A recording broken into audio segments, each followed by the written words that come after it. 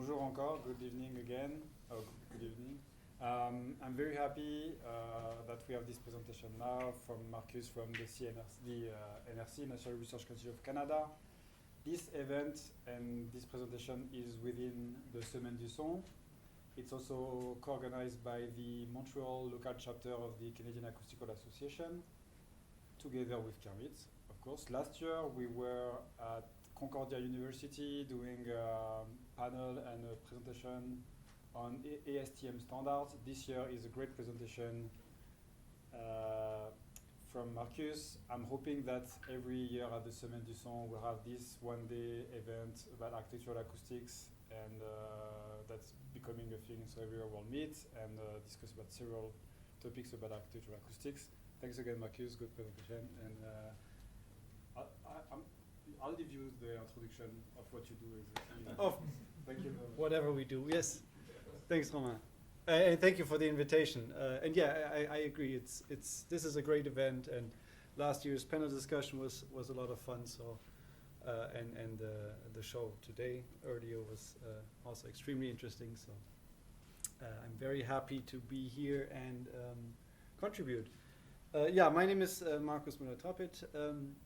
I work at the National Research Council in the Construction Research Center. So we do research for sound in the built environment in general. So that's in the broadest sense. So we deal with sound transmission in buildings, of course, but also speech privacy, open plan offices, this kind of research. So very, very different topics maybe. And currently, a topic I'm working on is impact sound. So this is the presentation I've brought today. So this is very much a break from what we had downstairs. That was maybe a bit more interesting. I hope I can make this as interesting as that. And whenever, and of course I should say, of course I'm here presenting, but the whole team in Ottawa has contributed to this, and we are still actively working on this. So this is kind of an update or a current state of where we are. Whenever I talk about impact sound, I show this clip.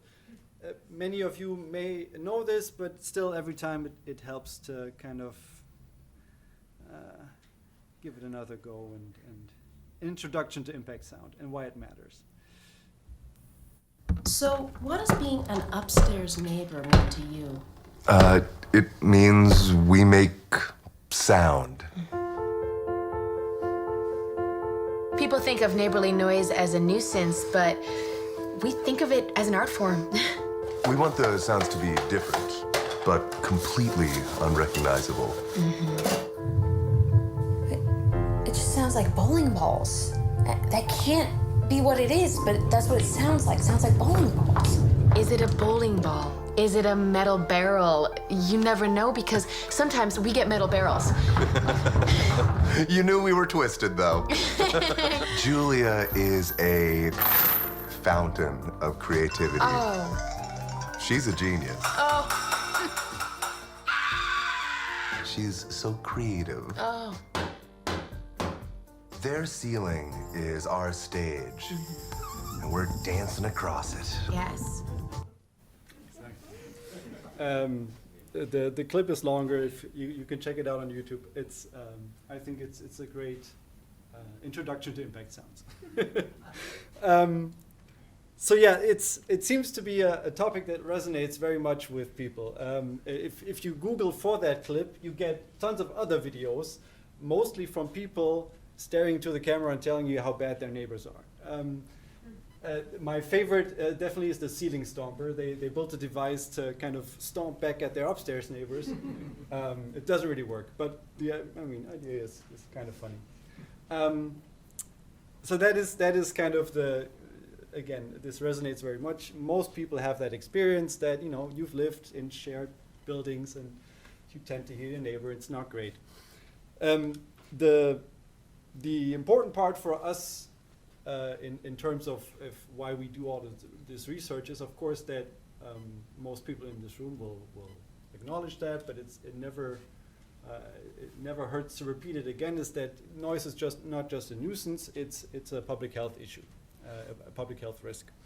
And the World Health Organization says that, and it's in the end, it's why the building codes have provisions for acoustics in them, because we want to reduce the risk to the occupants, the risk of exposure.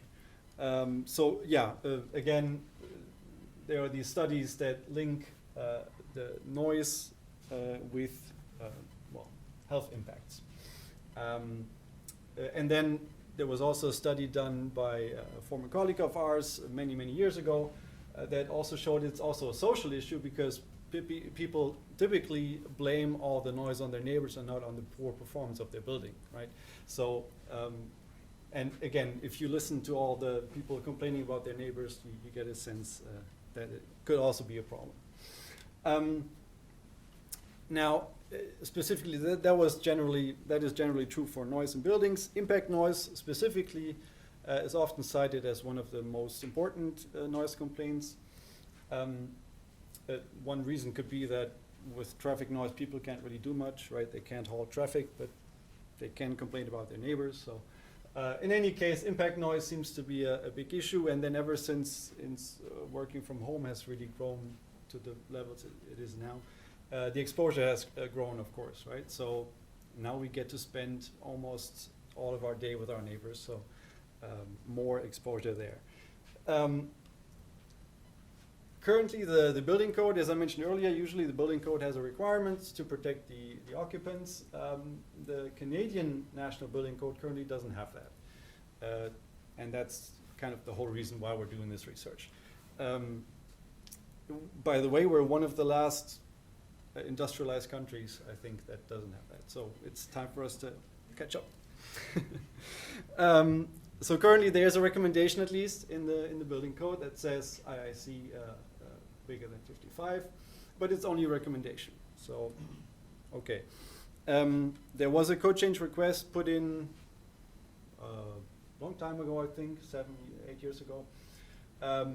And it has been accepted, so the code system has acknowledged that this is something we need to work on, but unfortunately it hasn't been picked up as a priority yet. So in the 2025 code cycle we can't expect that, but okay. The question you could of course ask is, well, maybe we don't even need it, right? If let's say if you believe in the market, then the market could solve all of this, right? Who wants to live in a bad building? So maybe we don't even need a requirement. With the problem of housing availability, you can probably guess how that goes. But in any case, so what we wanted to find out is, well, what is the status quo right now? So do a little survey of Canadian buildings. How is it out there, kind of? So that was done by Carleton University in Ottawa and the University of Toronto. They had a PhD student who kind of tackled that project, and we helped. So what they did was they went into 5 different residential buildings. They measured airborne and impact sound performance, and actually in a separate issue they were also investigating the outdoor-indoor noise. So that was measured. Those were 5 different buildings, and so the COVID and everything, of course, put a little bit of a damper on that. So measurements were all done in the unoccupied buildings, and then once people had moved in over the last year, kind of, they were given surveys to kind of rate how do you like living in that space, and all of these things, to get an idea not only what the actual physical status was, but also how people felt about it. That's just a quick table of the 5 different houses. 2 of them were built recently, so finished 2 years ago now, and one was retrofitted 2 years ago, and the others were a little older. And in terms of impact sound, what we really mostly care about is what the floors like. So pretty much all concrete slabs of different thicknesses, and some topping maybe. That's, I think, all I need to say about that right now. So what was interesting is they measured airborne and impact sound, and for airborne sound we do have a code requirement, for impact we don't, so we wanted to see how does that work. For those who don't know, ASDC 47 is the current requirement in the building code. And so if you compare the measurements, all those little dots in the 5 buildings with that requirement, I think overall it's quite good. With the typical spread that you see in field tests, overall most of them perform quite okay. Of course, ASDC 47 means it's the minimum, so it's the bare minimum you can build to, but at least they are kind of meeting that, which is okay. But then when we look at impact sound, that's what it looks like. So here is the current proposed requirement, and this is where we are with those buildings. Only one there. That's a building I would live in, but all the other ones really not. So we see that if there's no requirement, obviously it doesn't get fixed. So I think that's a good lesson to take away from that. And these results show that, well, I'm saying urgency, but yeah, the real problem is some of these houses, the AISC is in the low 30s. I really feel bad for the people who have to live there, because that's pretty awful. So it definitely shows that, but it also shows it's not that difficult to fix, because in the end, that building, all they really did differently was use an interlayer under their acoustic flooring, and that's it. So it didn't cost a lot, it's not complicated, but they did it. So it's not difficult to get there, but you have to have the people or acoustic consultants with you in the project to make sure it gets treated. Yeah, so much for the current state out there. Now, so to kind of prepare for a code requirement, what we want to do is, I'm not sure how familiar you are with the codes process. My colleagues next door in Ottawa are the ones that kind of are the gatekeepers of the code, but we don't write it, right? So we can't decide what goes in, but we can make recommendations, and so that's kind of our role. So that's why we do the research, to kind of then do an informed recommendation if this is, that would make sense to include in the code. And for the kind of fundamental research that we want to do, it's about understanding how do the measurements that people then do and whatever gets put into the code, how does that relate to the perception of the actual occupants, right? So what we've done is we've done a number of studies, which I'm going to briefly summarize under different conditions, and also we have some great collaborators in different countries. Since Canada is, of course, a very multicultural country, we thought it would be good to kind of look at that aspect as well. And in the end, the questions are which metric can we use? So which metric should we put into the building code, and which number? And then, of course, with impact sound, it's a little more difficult than for airborne sound, because you have many different sources in daily life. So is there any big difference between them? And then, yeah, what is the influence of the test condition? So how we looked at this was that in our floor testing facility, the floor testing facility is 2 huge reverberation chambers, one above the others. On the top there, we had different impact sources, and below the ceiling in the lower chamber, we put our recording devices. There's it's a little small, but there's a first order ambisonics microphone to get kind of a spatial capture of the sound field. And as a reference, we also have our artificial head. So on different assemblies with different impact sources, we recorded all of these sounds. And we took those sounds and processed them a little, and then played them back to people in different listening environments. This is now our anechoic chamber in the picture. And then we asked them, how annoying was this? We could, of course, ask, how great do you like this? But it's still impact sound, so it's not going to be great. So usually we ask for annoyance. In the end, annoyance has been shown to be kind of the proxy for the health effect. So that is usually why that is used. And then, since in our floor facility we also do the standardized objective measurements, we can put those two together, the subjective ratings and the objective measurements, and kind of see how that agrees. A little more in detail about the recordings we do. So, of course, ideally you'd have as many impact sources as you can, right? You could drop Legos or keys or scrape a chair or I don't know, many different things. In the end, for a laboratory study, it has to be repeatable. So we've used some of the sources that make sense, and also there's of course a time limit to what you can expose people to in these tests. So what we've done is we've used a rubber ball. That's actually a standardized rubber ball. We drop it from 1 meter and then from 10 centimeters. Initially, that ball was introduced because it was supposed to represent the sounds from children jumping from a chair. So that is how that ball came about.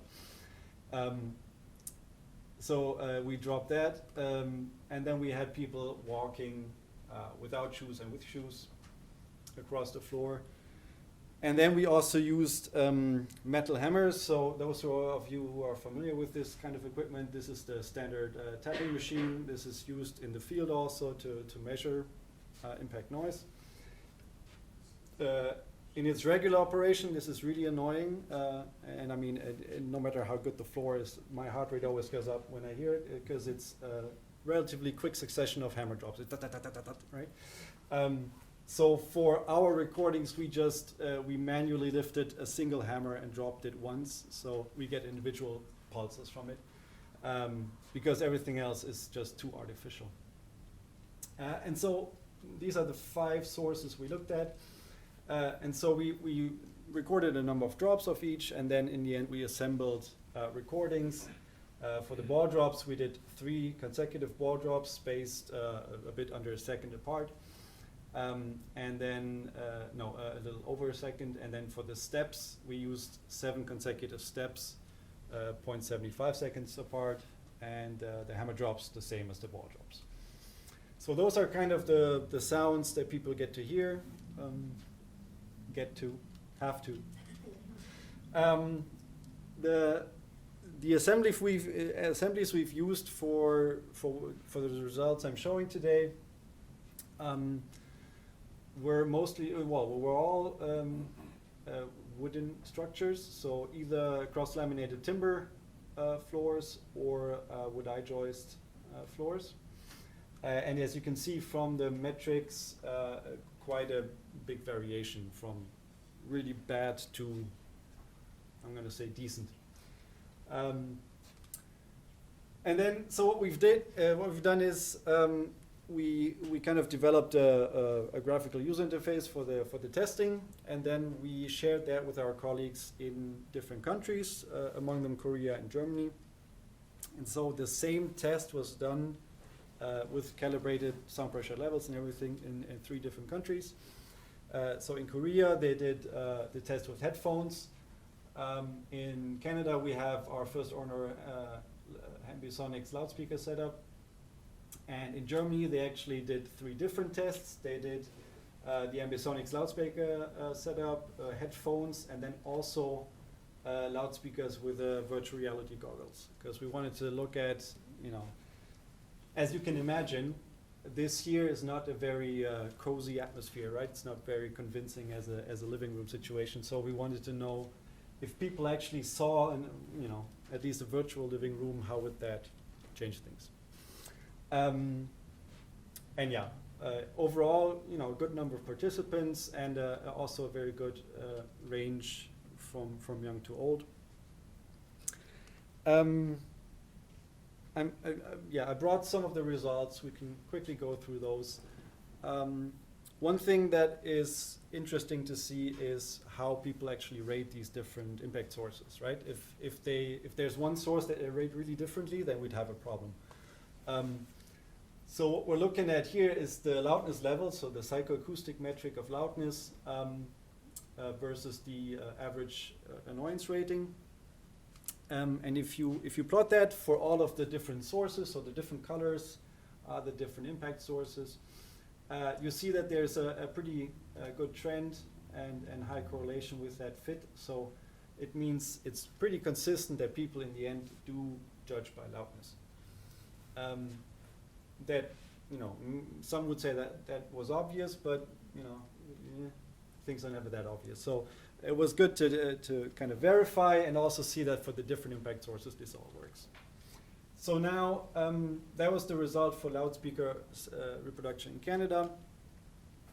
And so just to quickly go through the different setups, when we do the same thing in Germany, we do get the exact same shape of the curve, it's just shifted a bit. And that essentially means that the people in Germany are a bit more critical, I guess. So at lower levels, they are already annoying. I'm not going to speculate why. We tend to be annoyed people, I guess. So that is the comparison between those countries. Then in Germany, the comparison between the three different setups. So one is, so the loudspeaker one is the red one, the headphones is the yellow one, so there's a shift upwards again. And then also the loudspeaker one with the virtual reality glasses is the purple one. There's also a shift from the bare loudspeaker one. So, and that shift is towards less critical, right?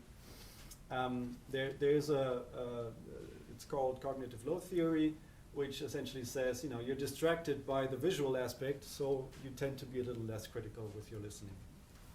Makes sense, and I think is important to realize. And then the last one is the headphone listening tests in Germany compared to those in Korea. And again, same shape, it's just shifted again to the left, which means in Korea even more critical than in Germany. So that was just briefly to show, you know, the how different populations, let's say, looked at this and what the influence of the test setup is. The other, of course, important result for us is how does this actually all correlate with what we would put into the building code? So the standardized metrics that we have. And the graphs I've brought look a little like this. So we have the 5 different sources here. And on the y-axis, what we see is the degree of coefficient of determination. So in the end, how well does the annoyance rating correspond to this standardized metric? There's 6 different that I picked.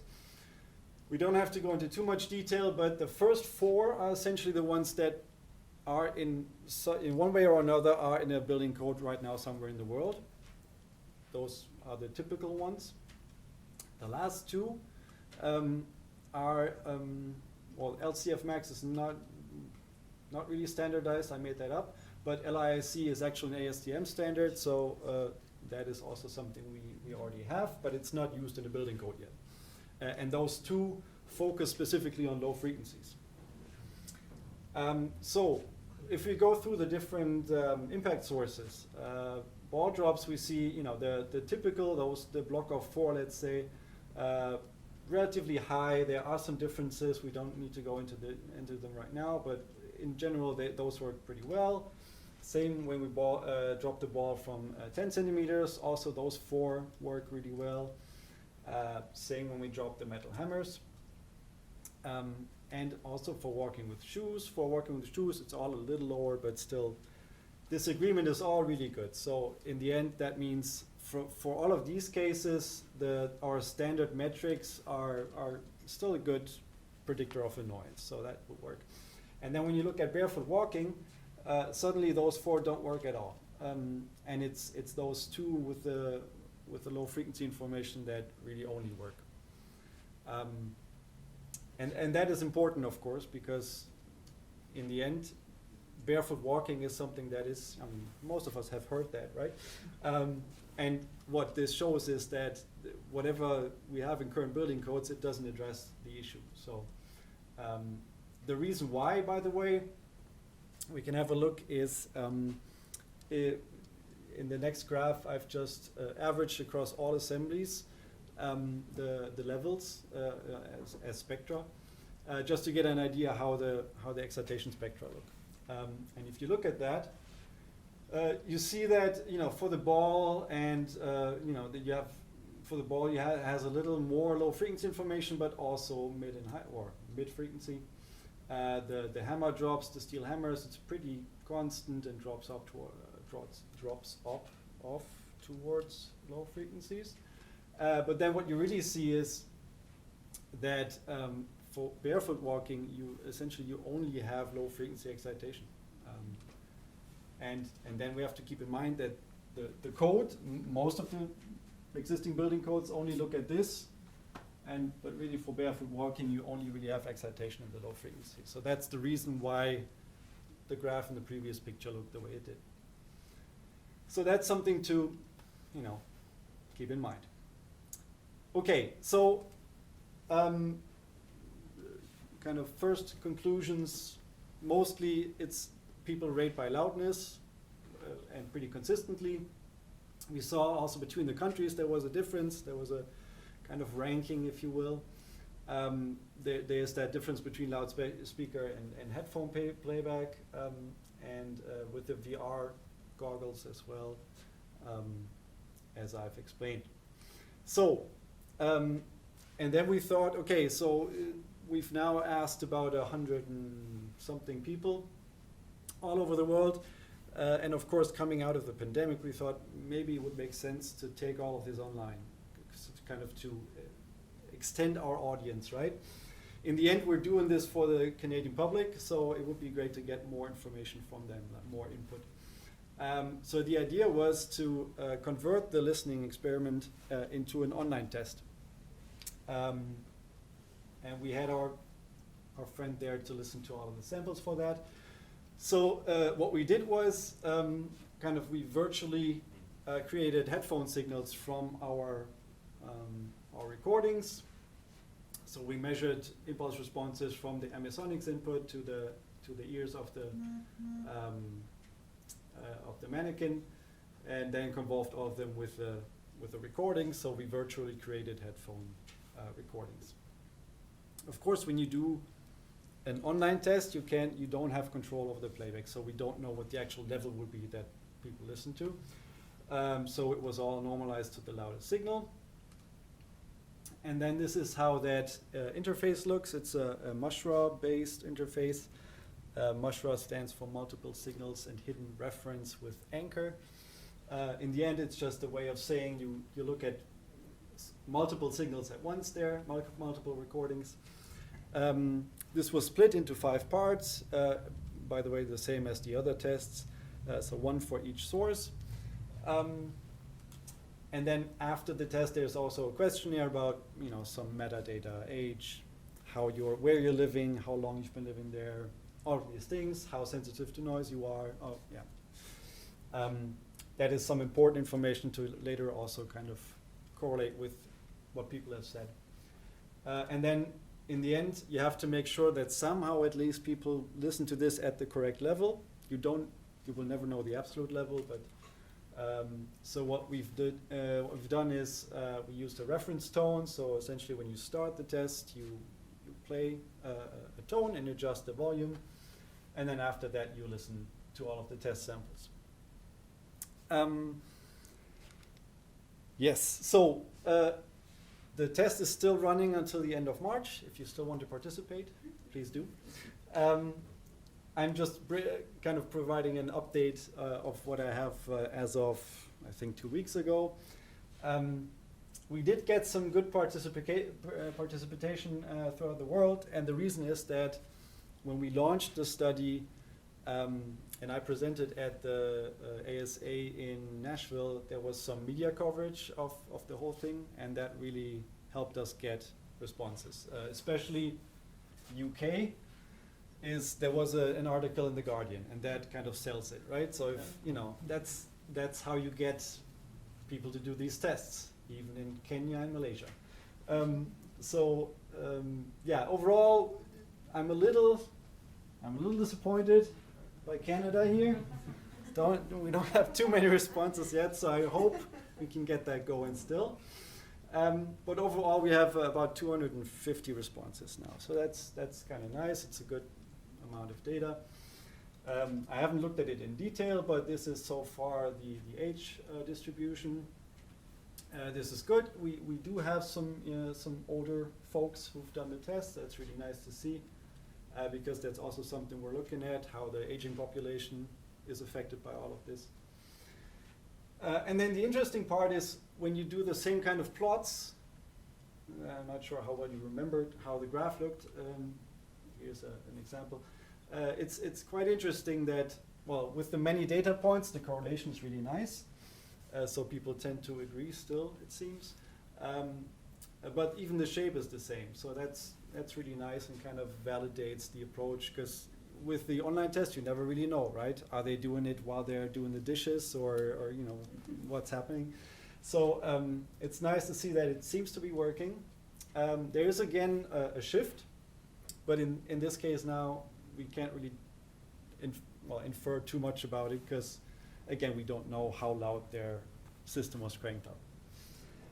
But in any case, that is really nice. And then also when you look at these correlation plots, left again from the online survey and right from the laboratory, they look very, very much the same. And that again is very encouraging, because again, this is a nice way to get more people to participate in these kinds of tests. In the end, in the laboratory, we usually get our colleagues, and people in Korea were mostly students, so it's nice to kind of get other people to do this. Yeah, so just to sum all that part up, there is a high correlation from most of the standard metrics for most of the impact sources, but we've seen that for barefoot walking right now we still have kind of an unsolved problem. And the online survey results have confirmed that, so they really agree very well, so that's really nice to see. The question, of course, now is what do we do with all of this? I mean, in the fundamental research part of it, this is all very interesting. The question now is how do we actually work towards a code requirement with this? Those who deal with that sort of thing with these metrics know, you know, the more metrics you give people, the more confusing it will be, especially if you give this to architects, designers, and tell them, well, these two numbers, and I don't know, they have to match or whatever it'll be. It doesn't make it easier, right? But it seems that we need to cover the low frequencies, and we'll have to find a way to do that. Maybe we can discuss later, and somebody has ideas. I also wanted to mention two other things that we're doing right now that are at least somewhat related to this. We've created a special interest group. So that is kind of an industry partnership with 9 different industry associations and manufacturers, plus us, to kind of raise awareness, to fund ongoing research for this, but also we'll create a guide document the same way we've done for airborne sound, to help designers come up with solutions or what they need to be careful about. And then, of course, also support the eventual code requirement that could be introduced. So that is happening right now. And then also the NRC has an Aging in Place Challenge program, so specifically targeted at the aging population. How are they affected by this noise in their homes, and how we can we better protect them. We're working with AIST, which is in Japan, which is the equivalent of the NRC over there. And they have a very nice sleep lab with a bed and fake windows and everything. And we have a study there going how sleep quality is affected by impact noise. Because right now, everything we're doing is kind of daily activity, right? Daytime activity, let's say. We were not looking at sleep just yet, but that study will. And then the other part is how noise sensitivity correlates with annoyance. So, yeah. And lastly, what is next? We do still intend to do more listening tests to kind of confirm the results and look at different aspects, new recordings. And then most importantly, of course, the online listening test is still there until March 31st, so spread the word and participate, please. And then in the end, this summer, hopefully, I'll summarize everything and publish it somehow, and we'll go from there. Yeah, thank you very much. That's all I have, and thanks for the attention.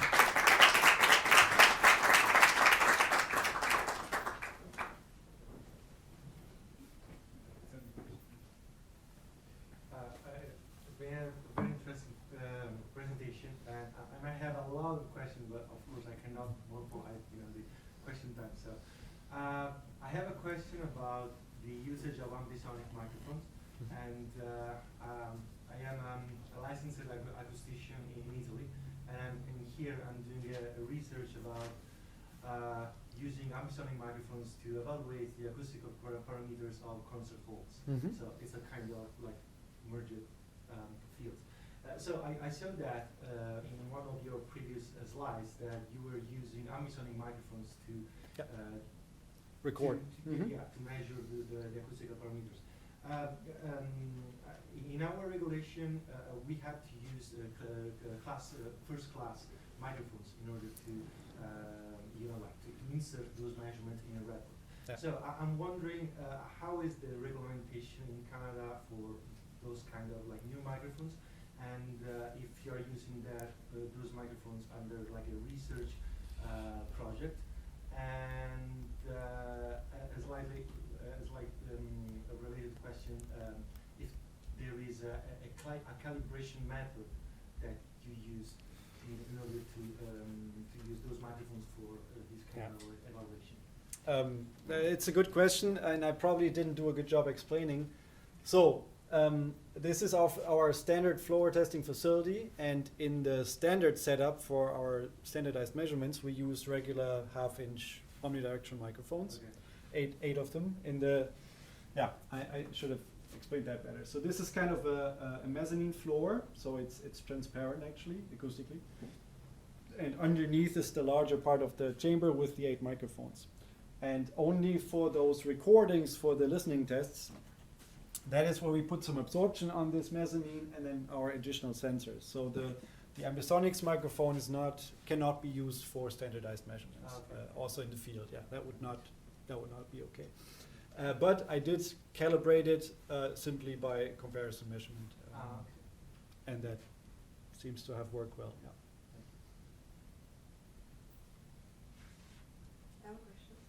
I have a few questions as well. Well, of course, thank you for an amazing talk, Markus. Really appreciate it. I had a question about if you can go to your graphs where you kind of had the dots of all the different stimuli that you gave. Mm-hmm. Was there no stimuli for walking barefoot in high levels, or? No. This is all quite low, right? So it's okay. So you kind of kept it at like levels that make sense. The walking is natural, as natural as it can be in a lab. But this is my colleague just walking in a. You didn't manipulate. No. This is all absolute pure recordings. Nice. Okay. So she walked. Yara, my colleague Yara is our standard walker. Oh yes, yeah. She walked in this figure of 8 pattern. So no, none of the recordings. All of the recordings are absolute levels, and I haven't touched them. That makes sense. Processed, but not changed again. Yeah. So that makes a lot of sense. Thanks.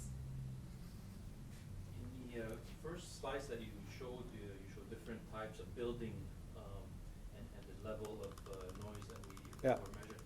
What are these different buildings? Are we talking? Yeah, this slide here. Are we talking about different condominiums? Or are we talking about duplexes, triplexes? No, I know those are horrible in Montreal. So long time ago, I lived in them, and these are kind of everything from upstairs. This is kind of the number of units and a number of floors. So it's kind of mid-sized residential buildings, and very different use. I think one was for the elderly, one was for students, one was for social housing, maybe. The interesting part, so the relatively run-of-the-mill buildings, if you will. The interesting part to note about the only nice building, let's say, that was a passive house. So it seems that, you know, since they have to put more, or they wanted to put in more effort into designing it anyway, they also took care of the acoustics, which is good as a kind of side outcome.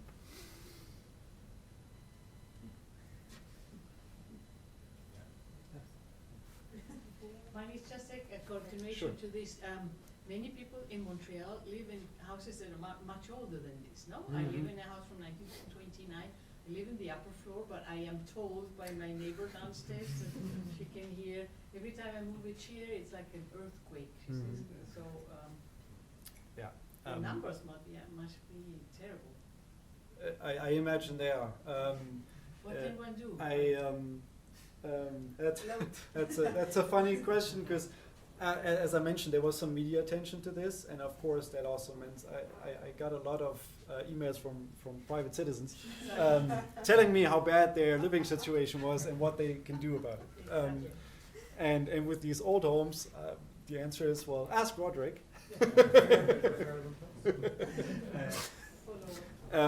But yeah, I mean, it's not easy, especially those old buildings with wooden structures, and yeah. The problem we have, of course, I mean, in the end, the building code is for new buildings, right? So unfortunately, well, it's a shame, but right now that's how it is. So that means even when we get this requirement in, those old buildings won't change. Markus, thank you very much for the presentation. Really amazing study that you guys are doing. One question I would have is, it's a great database that you've put together. Have you looked at all at whether the LIIC metric might be improved if you went lower than 50 hertz? I did look at, so our lab data goes down to 25 hertz, but it didn't get any better. Really? So none of the metrics actually do. There is a lot of back and forth here. There is a metric for example, for walking with shoes. There is a metric from the Equilight project. I don't know if you're familiar. It's from Sweden, right? Where they had like very emphasis on very low frequencies down to 25 hertz, and then but also some in the mid frequencies, and that seems to work well for walking with shoes, for example. But kind of across the board, when you go lower in frequency than 50 hertz, it didn't really improve, sometimes even got worse. And the measurement uncertainty is just so large. It's not, I wouldn't recommend that.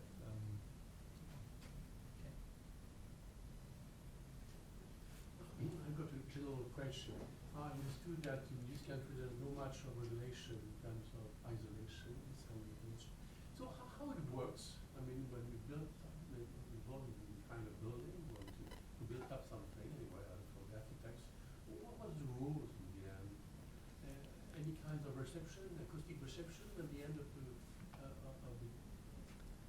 end, or how it works? How can you get to the kinds of targets? Yeah. So again, in Canada right now, yes, it would only be airborne sound and not impact. But the way it works is you have 3 ways to show that you're meeting the code. One is you essentially gamble. You build the building and check afterwards and hope. Then there's a list of prescriptive solutions, which is that they were measured in our lab, and then if you put them together with some other construction, there's a list of them in the code. If you build exactly like that, it is deemed to comply. You don't know if you got a good number or a bad one, but you know you pass. And then there's the third option, which is there's a calculation method that shows you, you put this together with that, you measure it all separately, but you can put it together, and then you get a number, an estimate. That's mainly for the designers. So there are these 3 paths, and yeah. I'm not sure what the enforcement situation is like. Roderick might have an idea. So that's another issue. In Ontario, there is an organization for new houses. Oh, yeah. Carry on. that force called Ontario, but only in the province of Ontario, that force developer to have an acoustical consultant from the design phase to the end where there is a measurement, and you have to do with an acoustician worker and do the measurement. But that's only in one province. I don't know about other provinces, I think it's only in Ontario. It's to receive the warranty for the building. Yeah, exactly. In Quebec we don't have that, and the inspector or officer that are in charge of looking at compliance for the building code, at least in Quebec, doesn't even show up for electrical stuff or structural stuff, so yeah, so forget about that. That's more or less the idea. Yeah. Yeah, you had a question? You have a questionnaire and you ask several. One of the questions I'm guessing is about where people live. Yeah. Do you have preliminary results on potential bias or like not bias, but how people get annoyed depending on if they they live in a building where they have actually neighbors upstairs, or if they live in a house where they don't really experience that on a day-to-day, Yeah. and how, depending on where you live, you may have a different threshold of annoyance. So we will have that, or we do have that information. I haven't looked at it yet because this is all kind of hot off the press, and again, it's still running. So in Chicago in May, I will present the first kind of results from that. But yeah, we will look at exactly that. Well, two things at least. One is there's a noise sensitivity questionnaire. So how does that relate to what they say? And then of course the housing situation. Are they actually living in such a building or not? Yeah. And could we expect different value rating depending on the type of building ultimately? Like in the building code, can we go as far as depending on where you live and the usage of the building, you may have more like higher requirement for impacts or some situation. If you can go that far. I mean, first of all, I have no idea, but right now it's of course there's one rule for all, right? So. I don't think, at least in the beginning, I don't think that will happen yet. I have a related question. Do you think the country from the people are can be a bias too? Because if they have regulation in the country, then they won't be as exposed as like Canadian. So that would be one of my hypotheses is for this difference, right? People, being from Germany, I know that the levels of impact sound that we have in our buildings are far lower than here, at least from my experience so far. Which means, yeah, it might be that we're just used to, people in Germany are just used to lower levels, and so when they listen to all of this, it's all awful. Whereas here, where people are maybe used to it, they think, yeah, I've heard worse. Yeah, absolutely, yeah. So, yeah. Since we're on the slide, can you go to the one where you have all of them, please? Yeah, so here one thing I'm wondering, because we see that Korea's kind of in between Germany on loudspeakers and Germany with VR. And when you looked at the pictures, the Korean lab setting seems really cold, even compared to the Canadian one, where you had kind of curtains going on. It seems a little bit like more than that of Korea. Did you attribute it to the same reasons that you did for Germany, or? Well, in part, there are already some studies that say that people in Korea tend to be more critical in terms of noise annoyance. So that has been found before. Okay, so it's more. Seems like a cultural thing, maybe. Yeah. Okay. There was another one before. Is there like standards using some vibration way, like a shaker, like you put a shaker in the floor and saying like it's good or not, like in many polls, many content? A standard, not as far as I know. No, all standards that we typically use the tapping machine or the ball, but even that is rarely used. So, especially for field tests, people do like to have as little equipment as possible. So any additional kind of. I wanted to say that the quality of the characteristic of the headphones may be different, the ones we used in Korea and the ones that were used in No, those were actually The the same? same. We Okay. all bought the same headphones. That's- But that is a part for the online study, of course. We have no idea what they are using. We asked people to list whatever they were using. I'm not sure how much use it will be, but at least we have an idea. But yeah, for the laboratory studies, we use the same. Do you think that the tapping machine is able to represent the low frequency needed to the barefoot, or not? Because there is there's discussions about the in situ measurements. So this is kind of, this is the tapping machine, which kind of slopes off towards low frequencies, and this is barefoot walking, which kind of goes the other way. So yeah, my initial hope was that the ball would be kind of most appropriate, but it seems so. It's funny because it is a low frequency source, the ball, but of course, but with the rubber hitting the floor, there's still enough kind of slap, like mid high frequency content, that it is really different from the barefoot walking. Where with the barefoot walking, you really only get the right. Again, if you take part in the survey, you will listen to all of these beautiful sounds. Pushing the survey, I love it. Good job. Yeah. So no, There are studies that are looking into this as well. Yes, there's a modification, even in the ISO standard, there's a modification, right, for the tapping machine to put kind of cork under the hammers. I don't think we have that. That would have been interesting to also measure, but it's still, I don't have much experience about that. I've received in Brazil, I come from Brazil, and I received someone sharing your research, your survey. I'm glad to see Brazil there. Probably my Brazilian colleague, I hope. Yes, was someone that you mentioned, the Brazilian colleague, Yeah. Markus. She worked there, yeah. I received Yeah, well, that's at some point I told her, hey, I don't see Brazil on this list, so now it's there. I will do my part. So over here. The code here so that everyone can take a picture here. Oh yeah, wait. I We'll need get the it. stats. I need those stats for the Canadian Acoustical Association social media accounts, because it's a shame we only have 20. Why? I mean, it should be like any acoustical consultant. I know, I tried. Yeah, I Yes. think we can shame all the Canadian Acoustical Association doing this one with I got it. You got it, cool.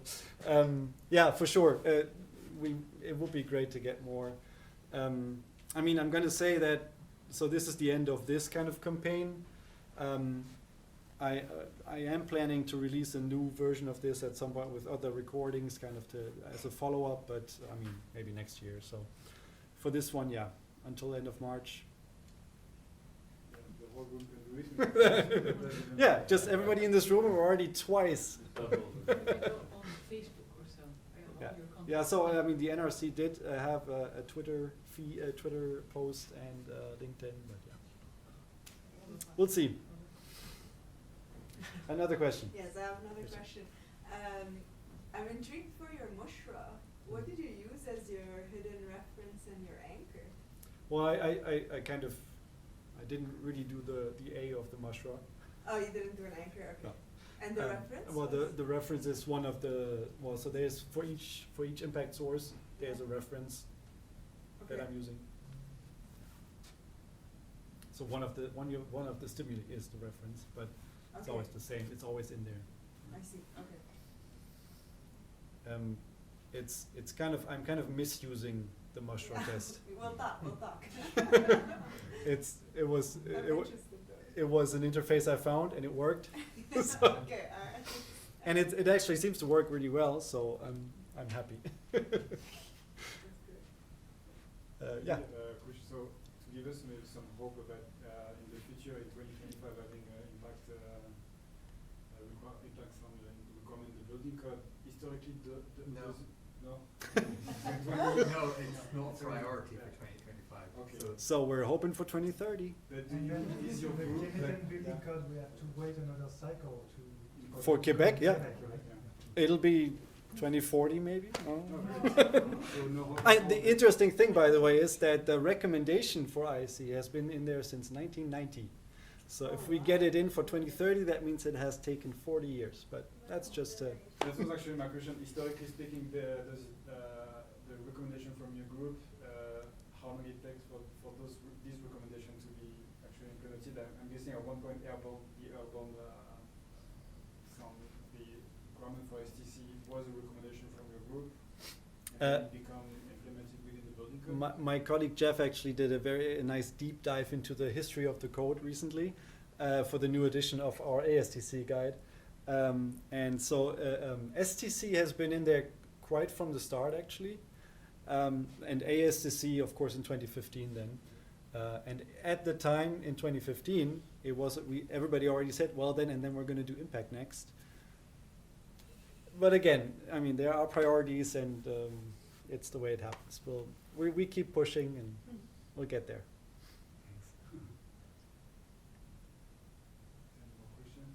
No, I'm just kidding. I'm just kidding. Markus, thanks again.